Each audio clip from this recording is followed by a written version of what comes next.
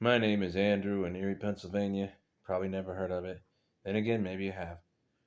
There's another video. I want to make this quick about illegal immigration into this country. As a conservative, American, patriot, Trump supporter, people think, oh, you hate Mexicans, you hate immigrants. Because Trump said all the Mexicans they're bringing drugs and guns and the rapists and murder. That's not what he said. That is not what that man said. He was talking to a group of people about MS-13 and other gang members and drug dealers and drug cartels and whatever else he was talking about. Obviously, he wasn't talking about all Mexicans or anybody else because you have people coming here from 142 different countries. I'm going to take my glasses up because of the glare. And then you see the bags under my eyes. Okay, well, that's what happens when you get old. So, what I'm saying is the media picks and chooses what they want to believe and what they want to say and push their narratives and push their agendas, just like the Democrats spend billions of dollars to push their agendas in the media, and the Republicans spend a lot of money on their end on the alternative media, okay?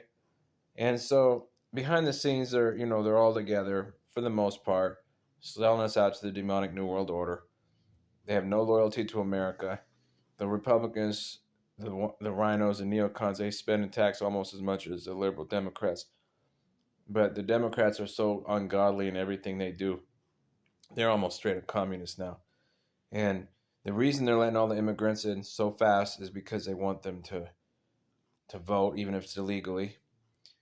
They want to have cheap labor at the border. They want to exploit the workers. They want to create dependency. They want to keep people pitted against each other. So you already have black versus white, rich versus poor, Democrat versus Republican. So now you're going to have police versus citizens, native-born American versus immigrants. It's a divide and conquer strategy to keep us divided into groups and pitted against each other. Meanwhile, they do what the ancient Romans did after shave. It was called bread and circuses, where they would give people a bunch of entertainment and free stuff and keep them busy over there. Look at the left hand so you don't see what the right hand's doing while they're sucking the lifeblood out of us. And it's a cloud and pivot strategy of overflowing the system so it'll crash so they can rebuild in their own image, or the Alinsky tactics of pick a target and freeze and focus on it.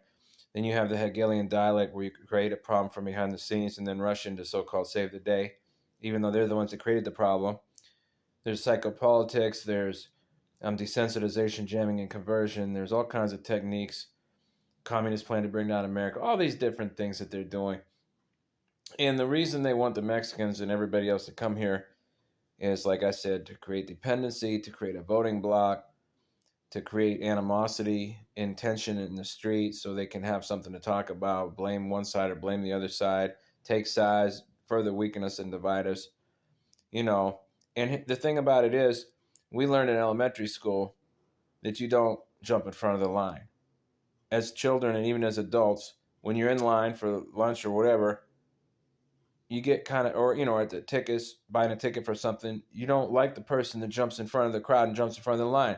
If you have to wait and everybody else has to wait, then everybody has to wait. You don't skip ahead and jump the line. That's the problem with illegal immigration. They're skipping ahead.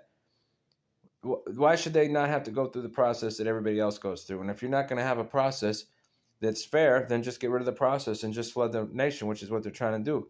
The problem with that is it doesn't give people time to assimilate. It's okay to keep your culture and your language and different stuff, but you also have to love the country you're moving to and kind of assimilate into it and get along. And when they go too fast, you don't have time to assimilate. And when you go too fast, you overwhelm the system, the school systems, and the welfare state, because a lot of people don't have the means to start off right away in the schools. They don't have the tax base. They don't have room for everybody, so they're spending taxpayer money to put people in hotels when we have 500,000 homeless people here, or more, give or take, including veterans. Now, again, people say you're hating the Mexican people, but I heard Trump say at least 12 times that he loves the Mexican people, that they're great people. I heard him say that he wishes he could bring everybody in the world here that wanted to come here. I heard him say on a phone call, I think it was with Sean Hannity or something, that he worries about these women and the girls and maybe even the boys and men, but mostly women and girls being raped and sexually assaulted on their way up here because the drug cartels are sending them up here, or else they're going to kill their whole family. Now, we have a real problem with drugs, guns, gangs, human trafficking, sex trafficking, and terrorism. And all they're saying is vet people and see who they are first, and don't sneak them to places in the middle of the night on an airplane. And then just because you're trying to make money off of them and exploit them, which is what they're doing, just like the workers at the border are exploiting them when they're hiring them, even like some of these politicians that are hiring them, and they're just using them. They're using the workers. It's nothing against Mexican people or anybody else. That's what people fail to understand. Trump never said all Mexicans are bad. He just doesn't qualify and quantify everything when he works, because he knows that we're not a bunch of idiots that have to be told how to think. Like when you watch a president speak, I already know what he said. I don't need the commentaries of the people with their agendas explaining what he just said when I just sat there and heard it. And that's what the problem is. He doesn't, it's not a problem, but I'm saying because he doesn't qualify and quantify everything, well, not all Mexicans are bad. Well, anybody with half a brain cell knows that. Everybody knows that he was talking about the bad ones, obviously. Why would he be saying that about the good ones? I mean, come on now. And so because he's not a consummate politician, or wasn't, because he's out of office now, but because he's not a politician or a lawyer, a smooth talker like half of these people in Congress who are lawyers, nothing against lawyers, but they're smooth talkers. They're very good. They're wordsmiths. They're very good at being very careful what they say. And because he doesn't do that, and he doesn't qualify and quantify everything, he speaks off the cuff. People love him for that, and they hate him for that. It's easy to manipulate the media and what he said. Okay? But I don't know the man personally. I've talked to a lot of people that do know him, but I never got the wrong impression. I knew what he meant the minute he said it. They did the same thing with Ben Carson when he was saying stuff. Everybody loved him, and then all of a sudden they were twisting his words. Everybody loved Trump in the media. Then all of a sudden he's a devil incarnate and head of the Klan. Come on now. I mean, you have to understand politics is a very dirty game. And these people want money, power, and control, and they want voting blocks, and they want dependency, and they're exploiting the workers at the border. And what I'm saying is, you can let people in, but you have to get in line like everybody else. Okay, you have to have a process, and you have to vet people, and you have to assimilate, at least to a point. You can keep your culture and stuff, but you just can't come in here doing whatever. You can't just let anybody in. How in the world are you going to sit up there and try to fire people in America for not getting a COVID vaccine, and then let millions of people in here who have COVID, who are not vaccinated because they don't have vaccines down there for a lot of things, and then you come over here from all these countries and they just let you out anywhere. They don't check you. They don't vaccinate you. And they're flying into cities and towns in the middle of the night in airplanes and putting them up. It's nothing against anybody. But how are you going to fire an American for not getting a vaccine, but then let all these people in that have COVID?